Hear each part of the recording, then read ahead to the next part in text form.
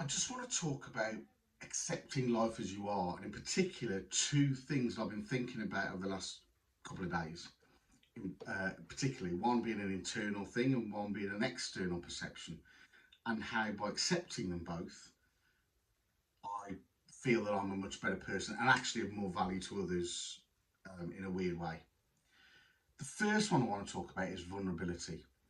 Now, I'm quite a heart on sleeve, quite a teary person. I can shed a tear to success stories, to heartbreak, to people's anger, to many of other people's emotions, quite openly.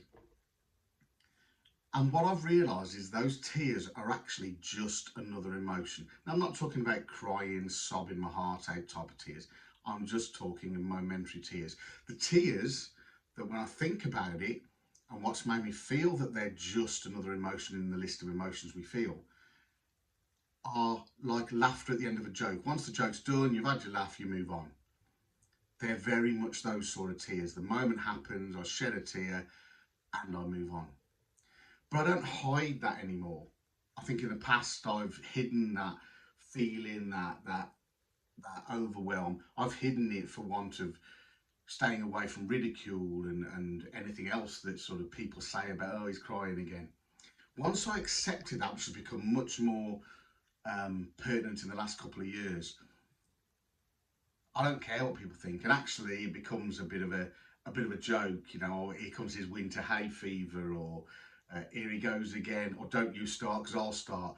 It's become a thing, and in the environment that I'm often in, the tears can be quite regular, to be fair, but they are just a part of me. You know, I'm not sad. I can shed them at success, as I said, and they are a moment. They are a tear that's like laughter at the end of a joke. But once I accepted I was like that and allowed my vulnerability to be seen, I believe I became a better person for others. And I certainly became a better person for myself. The other thing I wanted to just touch on is more of an external perception of sort of being antisocial. Now, antisocial is one thing I'm not. However, during the COVID and the pandemic time, I was the heart of an online community, built a large community, an award winning community, supporting and helping and having fun through the tough times we all went through to get people through that. But since those days, I've moved away from the tribe, not consciously, I'm just not very good at keeping it going, I'm not really making that much effort.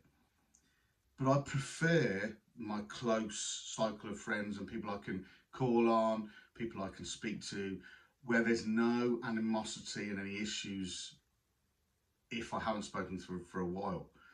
My four walls friends as well, for example, where you can have those conversations that we're not allowed to have anymore in public.